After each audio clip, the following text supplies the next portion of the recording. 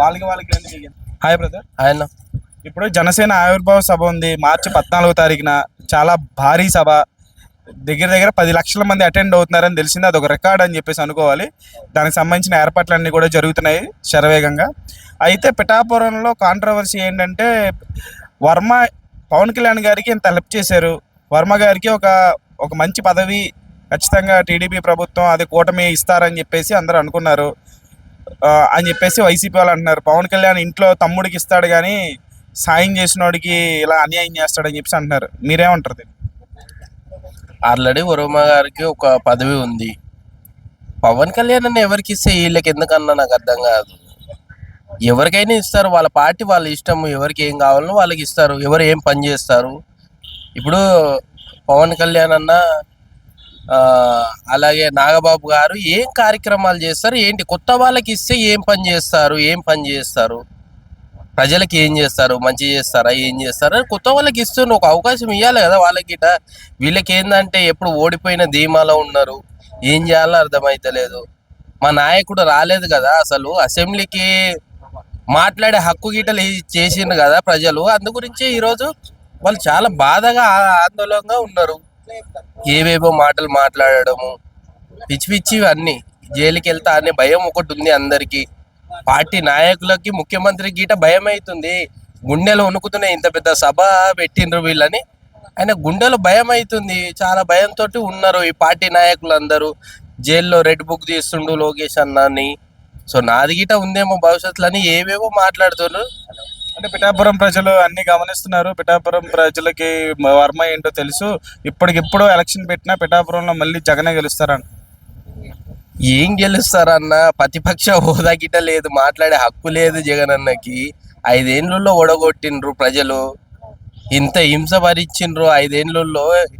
ఏం చేసిండని జగన్ అన్న చేస్తే మరి ప్రజలు ఎందుకు మర్చిపోతారు? ప్రజల గుండెల్లో ఉంటుండే కదా జగన్ అన్న, లేడు కదా ఈరోజు.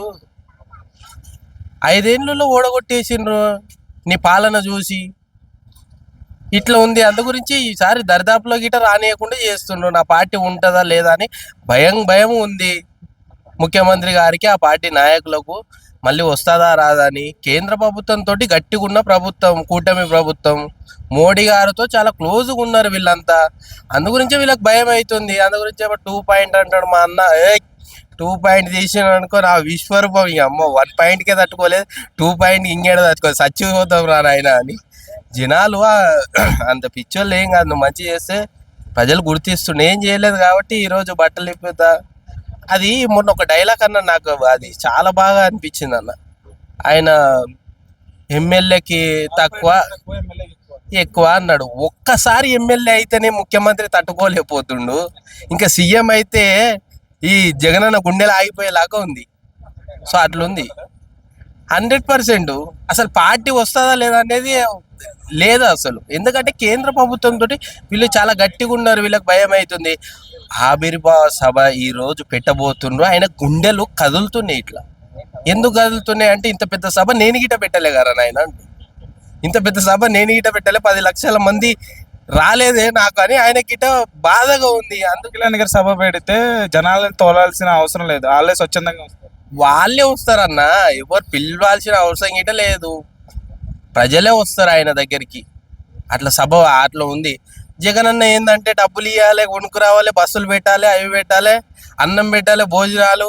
పవన్ కళ్యాణ్ అన్న మీటింగ్ పెడితే అన్నము బస్సులు కట్టుకోవాల్సిన అవసరమే లేదు, వాళ్ళే డబ్బులు పెట్టుకొని వస్తారు. సో అది. Thank you. Hi bro. Hi అన్న. పిఠాపురంలో పవన్ కళ్యాణ్ గారి సభ గెలిచిన తర్వాత అసలు ఇప్పుడు మొదటిసారి పెట్టారు ఆయన ఇంత పెద్ద సభ.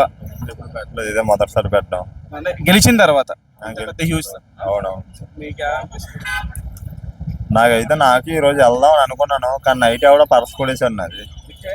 నైట్ పడుకున్నాను రూమ్లోనే, ఎవడ కొట్టేశాడు తెలియట్లేదు పర్సు. లేకపోతే నేను వెళ్తాను కన్ఫామ్గానే. పిఠాపురంగా నేను టికెట్ తీసుకుని వెళ్దామని చూసాను బస్కి, కానీ పర్స్ ఎవడ కొట్టేశాడు నాకు ఇప్పటికీ అర్థం కావట్లేదు. అలాగే పవన్ కళ్యాణ్ గారు మహిళల మీద దాడులు జరుగుతున్నాయి, సత్రాలు కూల్చేస్తారు, ఇవన్నీ స్పందించట్లేదు. ప్రజాధనంతో హెలికాప్టర్ మీద అటు ఇటు తిరుగుతున్నాడు జలసాలకి, అది ఇది అని చెప్పేసి వైసీపీ వాళ్ళు అంటున్నారు. ఎవరు? పవన్ కళ్యాణ్ గారా? ఇప్పుడు ఏముందన్న, ఇప్పుడు నార్మల్ గా ఉన్నోళ్ళు కూడా నా హెలికాప్టర్ లో తిరగచ్చు, పెద్ద ఏం కాదు. అదే విధిరాత ఏముంది, 5,000 పెడితే హెలికాప్టర్ ఎక్కొచ్చు. ఇప్పుడు ఎలా మామూలు నార్మల్ వాళ్ళు కూడా హెలికాప్టర్ ఎక్కుతారు, ఎందుకు అంతవరకు ఎందుకు? మొన్న అరకులో కుర్రోడు ఫేమస్ అయ్యాడు, ఆడికి ఏంటి ఇప్పుడు అక్కడ నుంచి కలెక్టర్ గారే రమ్మన్నారు అతన్ని అరకు కోసం. అంటే వీడియోలు అవి చేస్తుంటాడు అతను, ఆ కుర్రోడిని హెలికాప్టర్ ఎక్కించి మరీ అక్కడికి తీసుకొని వచ్చాడు. దాంట్లో ఏముంది, హెలికాప్టర్ ఎక్కడల్లో తప్పులేదు ఈ రోజులో. సో పవన్ సభ కళ్యాణ్ అయితే బాగానే ఉంటదండి ఈ రోజు అయితే మటుగా, అంటే చాలా బాగుంటది సభ అయితే మట్టుగా.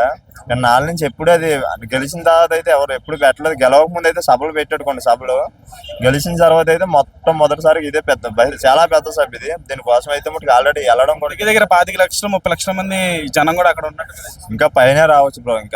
ఇంకా మీరు అన్నట్టుగా అయితే 20 లక్షలు 30 లక్షలు అంటారు, ఇంకా పైన వస్తారు. ఎందుకంటే ఈ సభ కోసం ఇప్పటి నుంచి కాదు, ఒక 2 months బ్యాక్ నుంచి కూడా మాట్లాడుకుంటున్నారు ఈ సభ కోసం. ప్రతి ఒక్కరు కూడా మాట్లాడుకుంటున్నారు. ఈ సభలో ఏం మాట్లాడదాం అంటే అతను ఇప్పుడు ఈ ఎమ్మెల్యే సీట్ కోసం ఎవరు ఎలాగా ఏంటి అన్నది, అంటే మన ప్రజలు కష్టాలు ఎలా ఉన్నాయి ఏంటి, ప్రతి ఒక్కరు ఈ అన్నిటిని తీర్చిదిద్దామని చెప్పి సభ అయితే పెట్టాడు. పిఠాపురంలో అభివృద్ధి కూడా మంచిగా జరుగుతుందా? ఆయన గెలిచిన దగ్గర గెలిచిన కాడి నుంచి కూడా, అంటే ఒక ఎమ్మెల్యేగా ఒక డిప్యూటీ సీఎం గా న్యాయం చేస్తున్నారా రెండిట్లకి? ప్రస్తుతానికి అయితే న్యాయం చేస్తున్నాడు. ఇప్పుడైతే మటుకు అంతలా ఇంకా అప్డేట్ అవ్వలేదు. ఇంకా అటు సైడ్ ఇంకా చేస్తా అన్న వర్కులు అయితే ఇంకా చేయలేదు. మా పిఠాపురం దగ్గర అయితే ఇంకా ఏం చేయలేదు. అయితే చేస్తానని చెప్పి ఇప్పుడు ఈరోజు సభ మాట్లాడుతున్నారు కదా, ఈ సభలోనే తెలుస్తుంది ఏమన్నది, ఏం మాట్లాడతారు అన్నది. అంటే కొంతమంది అంటున్నారు, పిఠాపురంలో ఉన్న వాళ్ళు కూడా అంటున్నారు, ఇప్పటికి వచ్చి ఇది చేస్తాను అది చేస్తానని చెప్పి ఏం చేయట్లేదు పవన్ కళ్యాణ్ గారు, మాకు ఏదో చేయాలని చెప్పి. ఈ సభ కొంత ఈ మెయిన్ మటుకు చాలా వరకు అయితే దీనికోసం మాట్లాడతారు ఈ సభలోని ఈ రోజు మట్టుగా. దీనికోసం అయితే మనం మాట్లాడతారు. Thank you. Okay, thank you.